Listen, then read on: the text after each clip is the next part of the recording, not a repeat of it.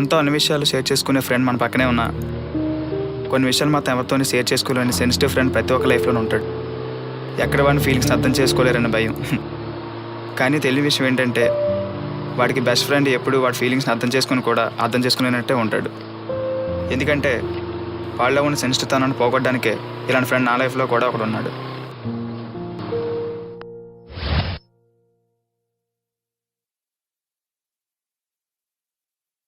నువ్వు అప్పుడు వచ్చారా? ఇప్పుడే వచ్చారా?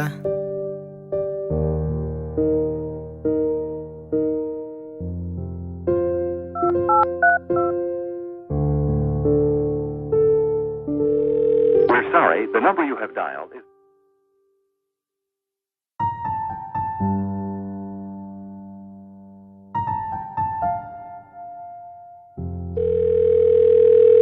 We're sorry, the number you have dialed... ఛా, వీడేంట్రా ఫోన్ లిఫ్ట్ చేయట్లేదు? మళ్ళీ ఒకసారి ట్రై చేయరా?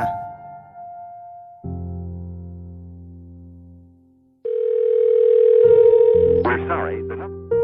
లేదురా, లిఫ్ట్ చేయట్లేదు. సరే ఇంటికెళ్ళి చూడైతే.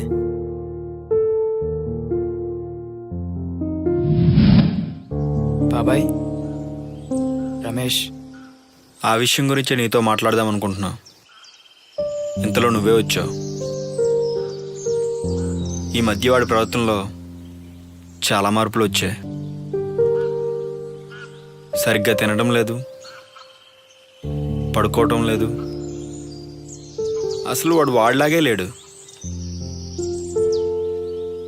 కానీ మేము బాధపడతామని ఏం జరగలేదని మాత్రం చెప్పుకో. నిజాన్ని దాయలేం, అబద్ధాన్ని మోయలేం. మీ మనసులో దేని గురించి అయితే భయపడుతున్నారో అదే జరిగింది బాబాయ్. కానీ నేను చెప్తున్నా బాబాయ్, వాడికేం కాదు. చిన్నప్పటి నుంచి కలిసే పెరిగాం. వాడిని ఎలా వదిలేస్తాను?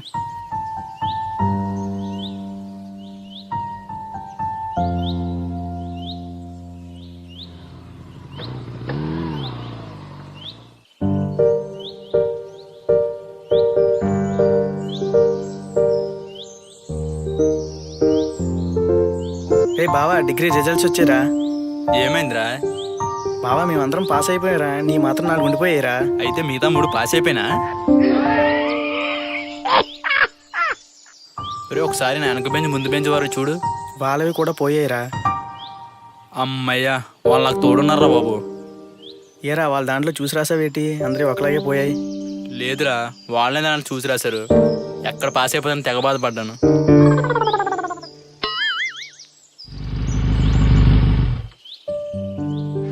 రే, రమేష్ అని ఇటువైపు వచ్చాడా?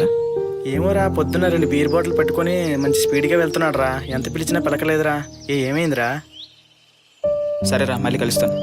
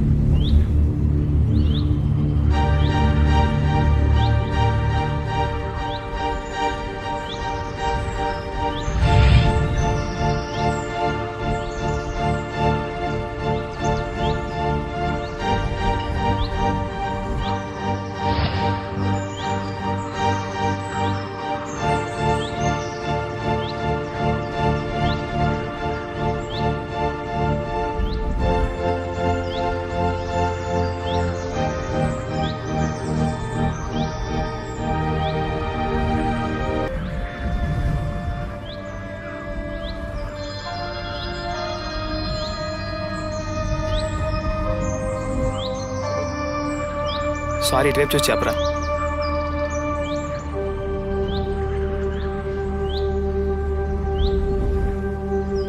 ఇప్పుడు కోసుకోరా, పాములు చూస్తూ నీ చెయ్యి కోసుకో.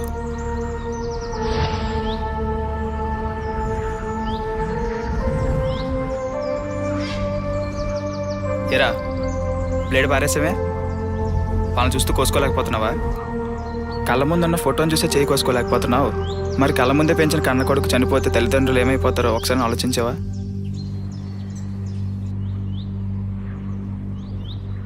నువ్వు చచ్చిపోయిన తర్వాత ఒక నెల లేచి మళ్ళీ మర్చిపోయి మళ్ళీ ఆనందంగా ఉంటారనుకుంటున్నావా?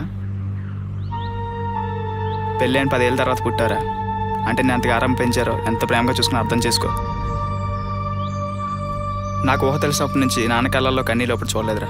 కానీ ఫస్ట్ టైం నీ వల్ల నాన్న కళ్ళల్లో కన్నీళ్ళు చూడాల్సి వచ్చింది. చే, నువ్వు ఒక అమ్మాయిని ప్రేమిస్తున్నావు తెలిసిన మీ అమ్మా నాన్నని నేమనలేదు. అలాంటి అమ్మా నాన్న వదిలి ఎలా చనిపోవాలనిపించిందిరా? అసలు ఏముంది ప్రేమలో బతకలేరా? ప్రేమ అంటే చచ్చిపోతారు. లవ్లో ఫెయిల్ అయిన వాళ్ళందరూ చనిపోయిన రూలే ఉంటే నేను చనిపోయి పాటికి సంవత్సరాలు అయ్యేది. నీకు లవ్ చేసి అంత మెచ్యూరిటీ ఉన్నప్పుడు పెద్దలను ఒప్పించి పెళ్లి చేసుకునే ధైర్యం ఉంటే లవ్ చేయి, లేదంటే చెయ్యకు. అంతేగాని ప్రేమించిన అమ్మాయి దక్కలేదని చెప్పి పిరికోళ్ళు చచ్చిపోతానంటే మాత్రం లవ్ చేయకు. అరే, లవ్ చేసేటప్పుడు క్షణం ఆలోచించకుండా లవ్ చేస్తారు. అదే లవ్లో ఫెయిల్ అయితే మాత్రం క్షణం ఆలోచించకుండా చచ్చిపోతారు. మనిషి జీవితాన్ని నిర్ణయించే ఒక్క క్షణం మనుషుల మధ్య శాశ్వతంగా దూరాన్ని నిర్ణయిస్తుంది. ఇలా అంటున్నానని ఏమనుకోకు. సపోజ్ నీకు ఒకవేళ యాక్సిడెంట్ అయితే ఆ అమ్మాయి కాల్ చేసి ఏమంటుంది?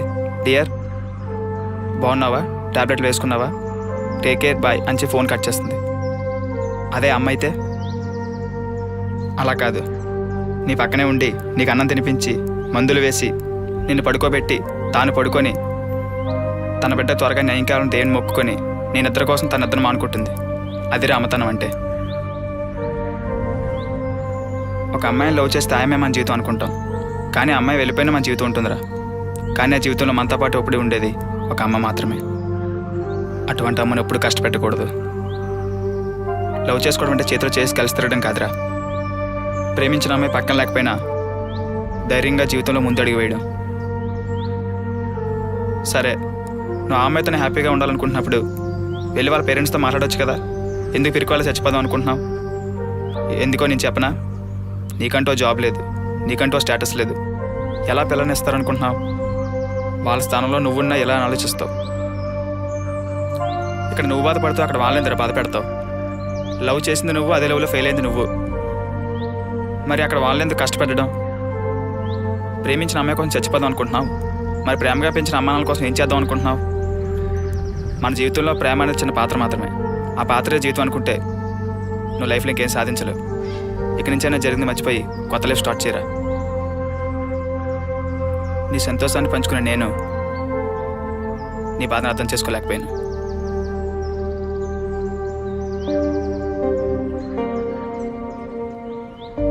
సారీరా, నేను ఎంత పెద్ద తప్పు చేస్తున్నానో నాకు ఇప్పుడు అర్థమైంది. క్షణకాలంలో చచ్చిపోయి ఆ బాధ నుంచి తప్పించుకుందాం అనుకున్నా, కానీ అంతకంటే పెద్ద బాధని అమ్మానాలను కలిగిస్తున్నాను ఊహించలేకపోయాను. ఇక నుంచి నా జీవితంలో ఫస్ట్ ప్రయారిటీ ఇచ్చేది నా పేరెంట్స్, నా ఫ్రెండ్స్, అంతే. సారీరా.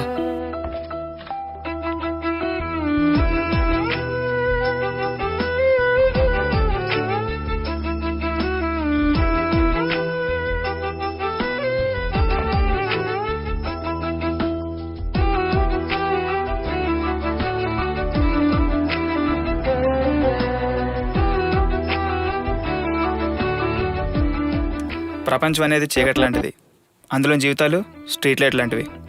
లవ్లో ఫెయిల్ అయ్యామని, లైఫ్ ఫెయిల్ అయ్యామని చచ్చిపోతే ప్రపంచం ఉండేది అంధకారంలోనే.